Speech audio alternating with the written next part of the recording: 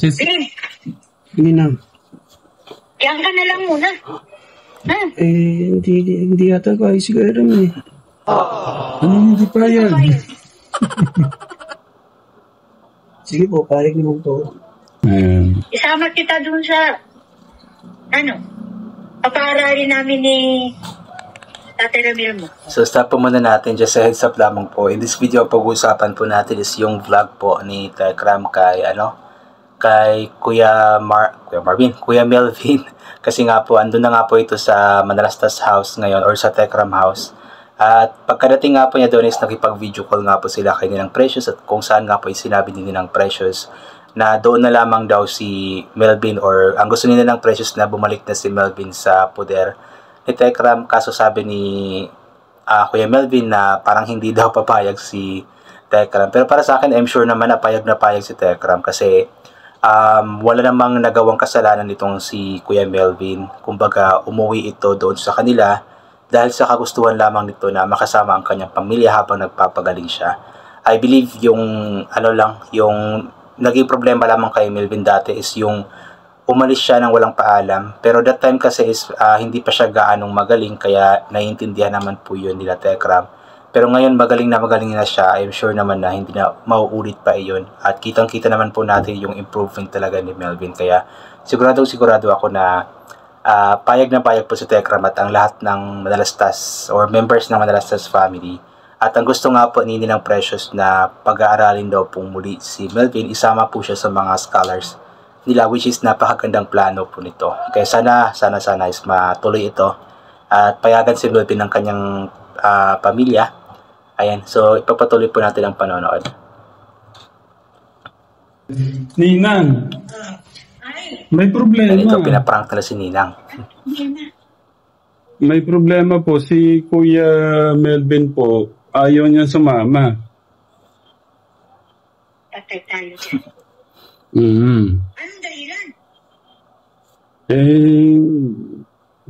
Mag-aasawa na daw po siya. Tatay tayo dyan talaga.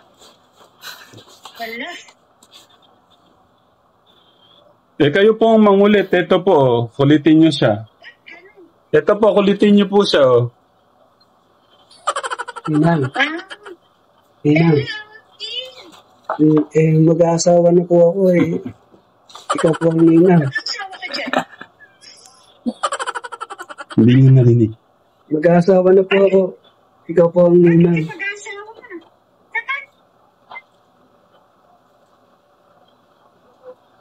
Bakit?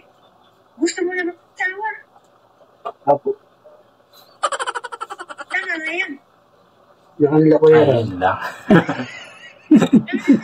Hindi na briefing na maayos. Niloloko niyo ako ah. Ninang, mag-aasawa na daw siya. Huwag mo na, Bin. Hayaan mo muna mauna ako. Ayun. Sunod ka na lang. Sumama siya. Opo, sinama ko na po kasi baka daw mahirapan po siya sa biyahe. Ay sabi ko, isama na kita para bakasyon mo na din. Kaso 1 buwan yung bakasyon mo.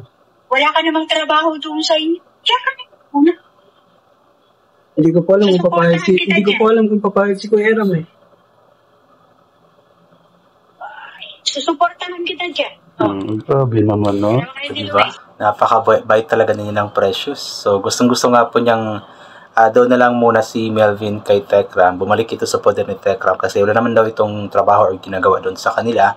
So kapag andun na si Melvin kay Tekram ulit, isusuportahan daw po ito ni Ninang Precious. Kumbaga magpapadala para sa pangangailangan ni Melvin. So di ba? Napakabuti ng puso ni Ninang. Hindi lang si Luis na tinutulungan niya, pati si Kuya Melvin. At iba pang gusto niyang tulungan. Dali ka na lang dyan, Bin. Diyan ka na lang muna. Huwag ka na lang umalis dyan sa Tatay Ramiro. Bin, diyan ka na lang muna, ha? Sige po, payag naman po. Pero, Kahit naman siya. magpapaalam pa ako kay Mama sa mga kapatid ko po doon. Ayun, so kailangan talaga niya magpaalam kasi kung napanood niyo po yung yung kinuha siya ni Tekram doon nung mga nakaraang araw is sobrang nalungkot talaga ang kanyang mga kapatid, yung kanyang pamangkin nalungkot, yung kanyang nanay nalungkot kasi nga muli silang lilisanin ni Kuya Melvin. So kailangan talaga niya magpaalam. Pero alam ko naman na maintindihan naman nila yon kung sakali man. At alam ko na papayagan talaga nila si Melvin kasi napakalaki naman ang kanilang tiwala kay Tekram. At isa pa, anytime naman kung gusto nilang puntahan si Melvin, mapupuntahan naman. Or kapag may time si Tekram, pwede naman silang bumisita doon. So, kaya sana talaga is payagan siya. Saan mo si Nueva Ecija? Yun, wala ka namang trabaho doon.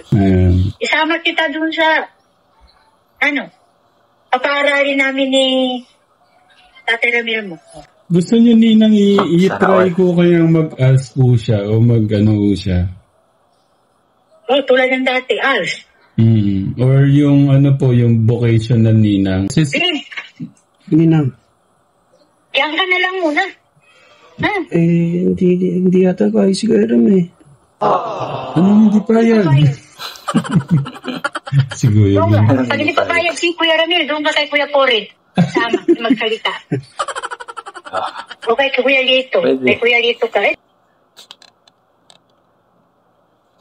So yun nga po, kung gusto niyo po mapanood yung buong vlog po noon, is puntahan nyo lamang po sa YouTube channel ni Tekram. So nakakatuwa lamang po talaga kasi yung suporta din nilang Precious is talagang the best din talaga. Yung gusto din niyang mabigyan ng magandang buhay si Kuya Melvin. So gusto niyang pag-aralin po ito. So pwede ba naman mag-aral si Kuya Melvin sa ALS or anything vocational na gusto niya. At alam po na makakatulong ito kay Kuya Melvin kung sakali man na makapag-aral siya. Kaya nagpapasalamat tayo ng malaki kay Ninang Precious sa lahat ng mga tulong na ibinibigay niya kay Kuya Melvin, especially kay Luis at sa iba pang mga tinutulungan ni Ninang Precious kasi talagang napakabuti ng puso ng ninang nila na ito. At sa mga hindi po nakakaalam is taga Davao lang po pala itong si Ninang Precious. Kaya nakakatuwa lang din na isang Davaoenyo na katulad ko, or Davaoenyo na katulad ko, ay ganoon kabuti ang puso. Kaya maraming salamat po, Ninang Precious. Ayan. So yun, I think hanggang dito na lamang po itong gagawin ko na reaction video. So thank you so much po sa lahat ng mga palaging bumabalik sa aking YouTube channel. Inulit ko nga po palagi na walin po natin magdasal, magpasalamat sa lahat ng mga bagay na ating natatanggap kahit na di po natin ito hinihingi. Kasi nga po lahat ng mga bagay na meron tayo ay kaloob sa atin ng ating Panginoon at wala mga bagay na ito kundi dahil sa Kanya. And always bring payong, kapote, sombrero or anything na pwede maging proteksyon sa katawan kapag lalabas po tayo nang sa ganun kapag mainit ay hindi po tayo mainitan o kapag biglang umulan ay hindi po tayo mababasa ng ulan. And always take vitamin C para mabuhos ang ating immune system at hindi po tayo matatama na agad ng kung ano-ano mga sakit-sakit. So once again, inulit ko hanggang dito na lamang po. God bless and bye for now.